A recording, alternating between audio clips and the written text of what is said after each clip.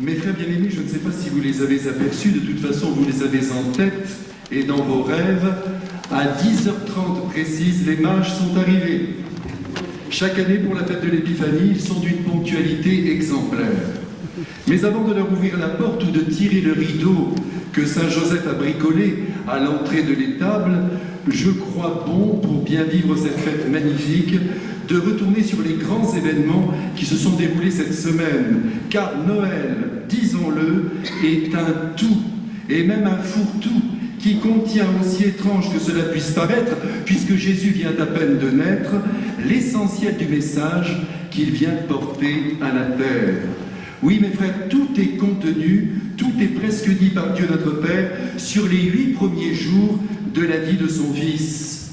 Si bien que si Hérode l'avait sabré parmi les saints innocents, il y aurait tout de même à ramasser à Bethléem des éclats de sagesse en quantité, et ceci, je le redis, suffirait pour comprendre ce que Dieu attend de ses enfants les hommes. Retournons donc en arrière quelques instants pour mieux foncer en avant et recevoir l'enseignement extraordinaire que les mages nous livrent en ce jour. N'insistons pas sur le voyage que sans doute Marie à dos d'âne et Joseph bride à la main ont dû accomplir pour faire plaisir à l'administration qui vient toujours compliquer le parcours des hommes. Oui, passons, rien de bien nouveau sous le soleil. En revanche, mesurons encore, cela nous fait du bien, le rejet dont ils furent l'objet en arrivant aux abords de Bethléem. Oui, ne passons pas trop vite sur ce fait. Pas de place pour l'enfant créateur, pas de place pour la perfection faite femme, pas de place non plus pour l'homme artisan, humble, généreux et droit que fut Saint Joseph. C'est ainsi, l'hôtellerie est au complet, vous connaissez l'histoire par cœur, certes les excuses vont bon train, cependant le fait est là, passe ton chemin, toi l'étranger, au parcours compliqué. Reconnaissons-le, il y a chez nous, et quand je dis chez nous, je veux dire sur la terre, des aveuglements qui nous sont dommageables, c'est le moins qu'on puisse dire. Et c'est l'occasion pour moi de me redire à moi-même et de vous redire à vous aussi que dans la vie, il ne faut pas être trop interventionniste, à l'image de ce patron d'hôtellerie qui a refusé, avec sa mentalité de décideur qui ne laisse pas de place à l'imprévu, au dérangement, à la nouveauté, qui a refusé le plus beau couple du monde. Et oui, trop souvent nous nous disons, les choses doivent marcher dans ce sens et pas dans un autre, et c'est ainsi que meurent dans l'œuf les grandes surprises que Dieu veut nous offrir. Recevoir, mes frères bien-aimés, n'oubliez pas ce verbe, recevoir les événements, se laisser déstabiliser par l'Esprit Saint qui se plaît à faire sans cesse toutes choses nouvelles, c'est vraiment là l'idéal. Et j'en profite ici pour évoquer une réalité qui en ces derniers temps a blessé mon cœur d'homme, mon cœur de chrétien, mon cœur de prêtre. Et je crois qu'en vous révélant ici le motif de ma peine, je vais faire plaisir à la Sainte Famille et peut-être plus encore à nos amis les mages. Tout accueillir, tout recevoir, nous sommes d'accord.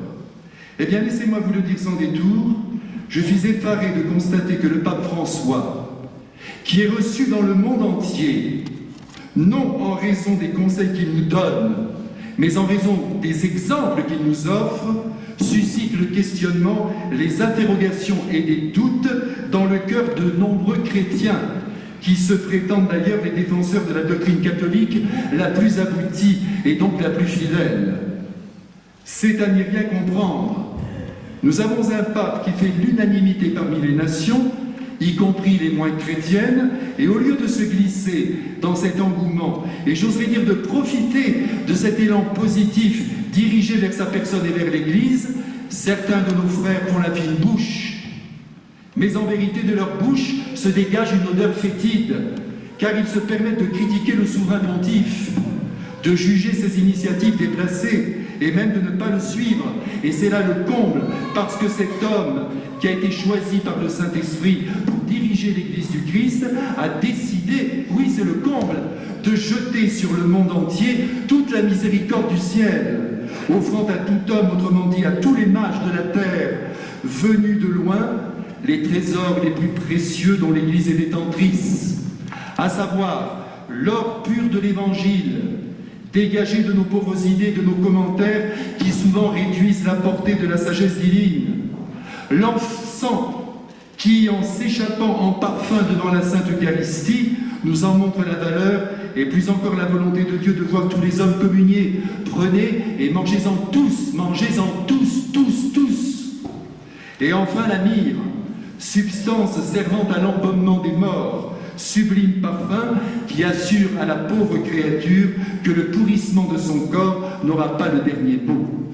Aussi, par pitié, mes frères bien-aimés, je vous le dis bien simplement ce matin en cette grande fête, si vous ne voulez pas blesser l'enfant Jésus, qui conduit son Église avec sagesse, n'émettez plus aucun jugement sur le pape François, vous risqueriez d'aller contre l'Esprit Saint. Ce qui est extrêmement grave. Mais bon sang, au lieu de critiquer la grâce qui vient d'en haut, car elle vient d'en haut, émerveillez-vous avec moi en constatant que le pape François cherche à enfoncer dans nos vies le Saint-Évangile, de manière à le rendre crédible à la face des nations. Et puis, dites aux catholiques qui ne l'aiment pas que leur catholicisme est douteux. À ce sujet, laissez-moi vous raconter une histoire qui me touche beaucoup et qui concerne un bienheureux de notre Église. Je le sors de l'album de famille, le bienheureux Alvaro del Portillo, premier successeur de Saint José Maria de Balaguer.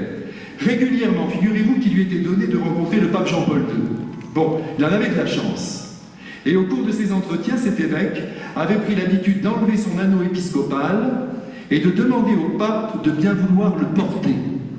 À la fin de l'entretien, bien sûr, il le lui rendait. Et quand Monseigneur Alvaro revenait chez lui, il vaquait bien sûr à ses affaires, mais de temps en temps, et personne ne comprenait ce geste, car c'était son secret, il embrassait son anneau et rejoignait ainsi le pape affectivement. Voilà comment nous devrions aimer le pape. Cela dit, et je suis heureux de vous l'avoir dit, laissons à présent le pape à Rome et retournons à Bethléem, sur la paille dorée que Joseph a disposée magnifiquement dans l'étable insalubre pour que sa chère et tendre Marie puisse, dans les conditions les meilleures, mettre au monde son Créateur. L'enfant finit par arriver, à minuit, pourquoi ne pas le croire? Soyons poétiques jusqu'au bout, et les voilà donc tous les trois bien au chaud, s'adorant mutuellement. Mais oui, l'amour est à son comble en ce lieu de misère, quand soudain, vous le savez, mais laissez-moi encore vous le raconter pour qu'on profite de Noël, d'autres miséreux surgissent, amis des anges et des bêtes, nos chers bergers qui, sales et déguenillés, viennent s'agenouiller devant le poupon qui dort. Mais qu'est-ce que je dis là? Il ne dort pas, le poupon. Il sommeille, le gardien d'Israël. Et il ouvre maintenant ses yeux pour saluer ses enfants pauvres qui ont le sens des choses et des sceptres. Et oui, dans l'ordre de l'amour, jamais le Christ n'est passif. De la crèche à Saint-Jean, qu'il tient entre ses bras, il est toujours celui qui donne pour le bonheur de celui qui reçoit. Scène admirable de l'adoration des bergers que Rembrandt a magnifiée en peignant en 1646 les bergers, lanternes à la main, au milieu d'un capharnaüm épouvantable où la chaleur brille et brûle les cœurs de tous les vivants, hommes et bêtes, car il y a aussi sur cette toile un gros bon chien qu'un enfant ébloui tient par le cou. Le chien a la tête ailleurs, mais ce n'est pas grave, il est là et il fait ce qu'il peut à son niveau. Oh, que j'aimerais que tous les hommes de la terre en fassent autant que ce chien et soient là, près de Jésus, même la tête ailleurs, mais près de lui. Mais avançons. Les bergers partis, travail oblige, les parents se sont préparés sur les jours qui ont suivi à rejoindre Jérusalem pour présenter l'enfant au Père Céleste. Et si je précise cela, c'est parce que certains pères de l'Église, devenus nos grands-pères dans la foi, ont placé l'arrivée des mages avant la présentation de Jésus au temple. Mais cela ne tient pas, pour deux raisons. La première, c'est que tout de suite après le départ des mages de Bethléem, l'ange du Seigneur informe immédiatement Joseph de filer en Égypte pour protéger l'enfant. Et la seconde raison, nous la tenons de la célèbre prophétie du vieillard Siméon, qui a préparé en quelque sorte Joseph et Marie à l'arrivée des mages. Cet enfant, leur dit-il, sera la lumière des nations, dont les mages, mes frères, sont les représentants. Donc la Sainte Famille s'est d'abord rendue à la loi divine en présentant leur premier-né à l'Éternel dans le temple Puis ils sont retournés à Bethléem dans leur petit nid de paille en attendant de recevoir les ordres divins manifestés par les événements. Car eux, mes frères, je le redis, et c'est la grande leçon de ce jour, ne sont pas interventionnistes.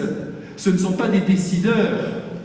Ils coopèrent parfaitement à ce qui leur est demandé. Et en premier lieu, ils écoutent attentivement tout ce que Dieu peut vouloir. Et ce qu'il veut, notre Jésus, c'est se donner au monde entier, que ce soit bien clair. Oui, il est venu pour se donner à tous, et pas simplement un petit groupe sur la terre. Il veut rejoindre tous les hommes.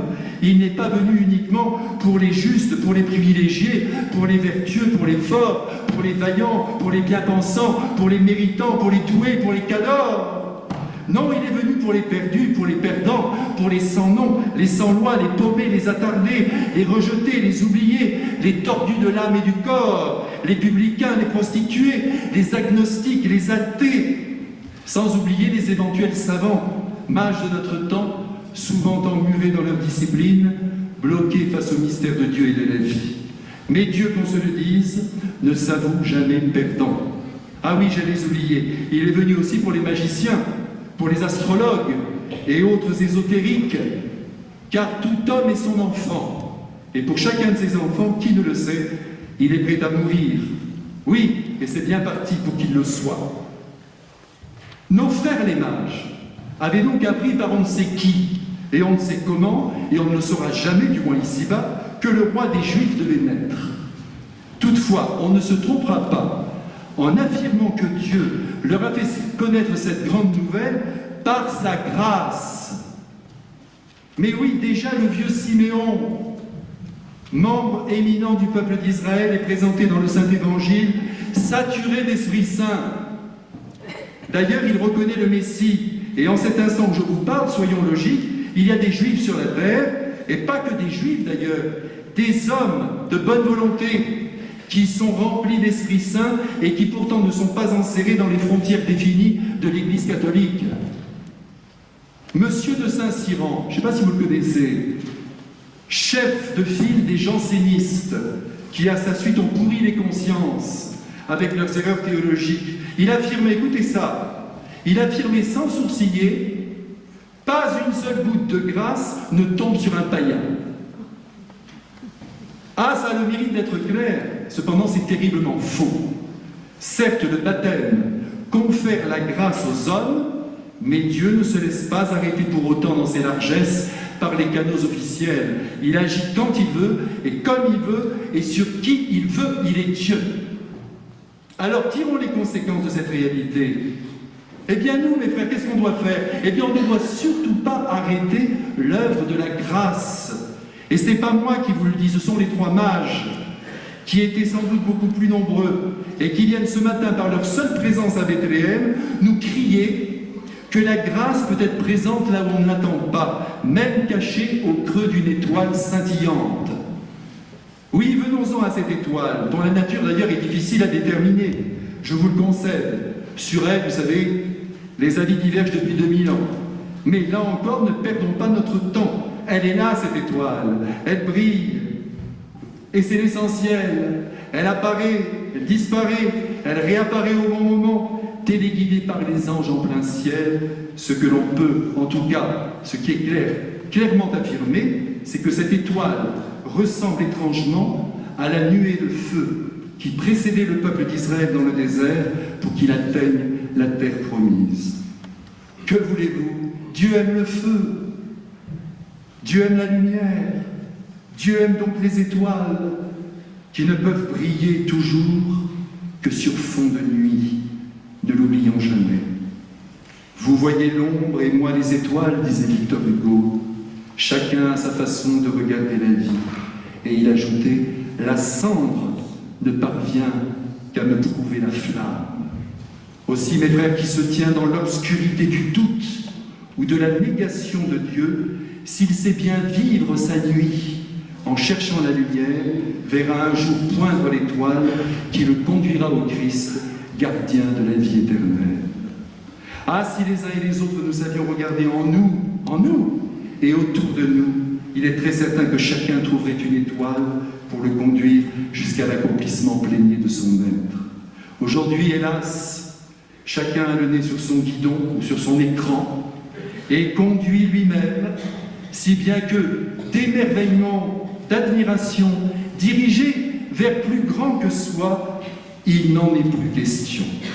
Toutefois, je veux croire que la majorité des hommes est bien disposée à marcher en direction de la lumière. Ne soyez pas pessimistes, c'est pas le jour. Les gens sont beaucoup plus beaux qu'on ne le croit, beaucoup plus droits qu'ils en ont l'air, beaucoup plus attirés par le bien que par le mal. Ne les diabolisons donc pas, ne les rangeons pas trop rapidement dans le camp des païens, n'effrayons pas les mages de notre temps. Pour revenir à cette étoile, si nous croyons comme il convient que les mages sont des scientifiques, des astronomes, des astrologues, passionnés d'astres et rois dans leur domaine, admirons la pédagogie de Dieu qui s'est servi de leur passion, de leurs attraits pour les conduire jusqu'à lui. C'est dire que, ça va vous faire plaisir ce que je dis là, et ça me fait plaisir à moi aussi, qui aime la musique sera peut-être un jour transporté jusqu'à Dieu par un phrasé de Chopin ou de Schumann, ou une chanson d'Édith Piaf ou de Trenet. Qui aime la peinture pourra être emporté jusqu'au ciel par un paysage de Monet ou de Vlaminck. Qui aime la statuaire parviendra peut-être à reconnaître la beauté de Dieu sous un simple plâtre de Rodin ou de Carpeau. Qui aime le théâtre touchera peut-être le vrai sous l'Antigone de Hanouille ou le Hamlet de Shakespeare. Qui aime la lecture sera peut-être éclairé par une seule pensée de Marguerite Yourcenar ou de Monterland ou de Simenon. Qui aime le cinéma pourra découvrir la vérité sur l'amour en admirant le jeu d'un Fabrice Lucchini ou d'une Catherine Fro. Mais évidemment, cela suppose que l'on aime la vie, que l'on reste en plein vent, que l'on ne s'enferme pas dans le monde étroit et sec des idées et des seuls concepts qui ne font pas la vie. Les mages admiraient les étoiles, et les étoiles le leur ont bien rendu.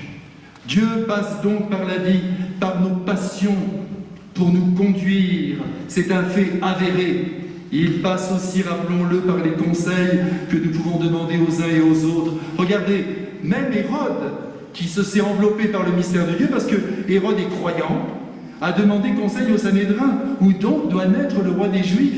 Et ses cocos ont répondu d'un seul cœur et avec justesse à Bethléem, où, hélas, ils ne se sont pas rendus. Voyez, ce sont des hommes qui savent. Les idées sont là dans leur caboche, et elles sont justes, mais ils ne les utilisent pas. En un mot, ils n'en vivent pas. Et nous tous qui sommes ici, attention, nous ne sommes pas à l'abri d'un tel comportement. Nous pouvons croire en Dieu, et même prier, et même communier, mais ne pas vivre comme Dieu le veut. Ah, ça fait du bien de dire tout ça.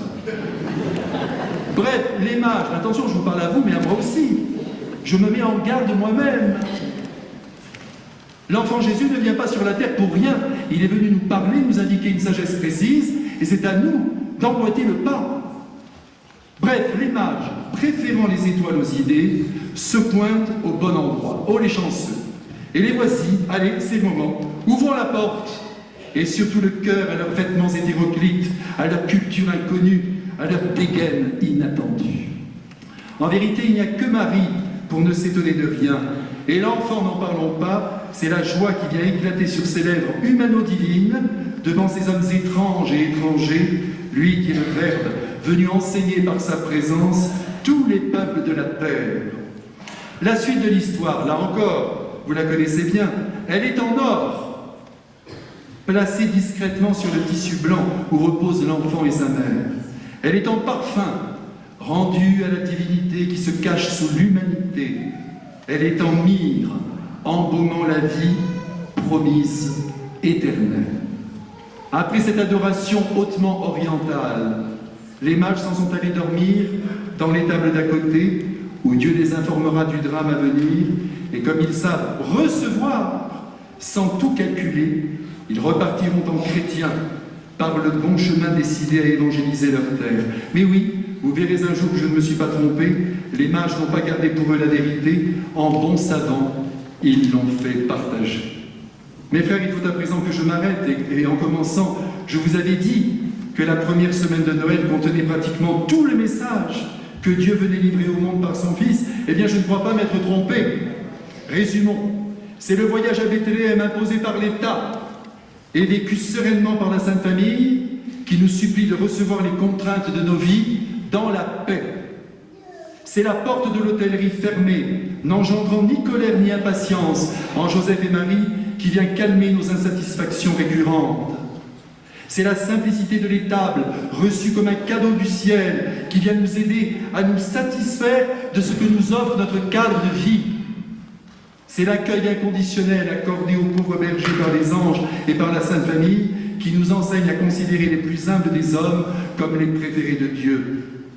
Ce sont aujourd'hui les mages et leur étoile qui nous font comprendre que Dieu nous parle à travers nos attraits et nos passions et qu'il est donc de notre devoir de les entretenir.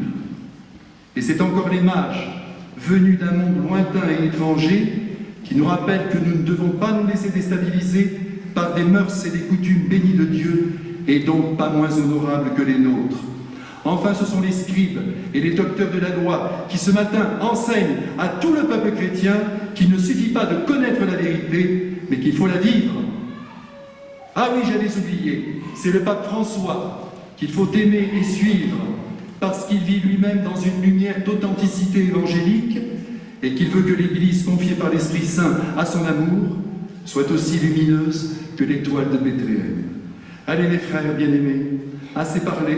Je vous souhaite de vivre une belle journée sans perdre un seul éclat d'étoile en cette belle fête de l'Épiphanie. Si l'encens est pour Dieu, si la myrrhe est pour plus tard, et tant mieux, ramassez l'or de ce jour, caché sous les versets de l'Évangile, et faites-le fructifier là où vous garez vos chameaux, c'est-à-dire dans la vie, dans votre vie. Amen.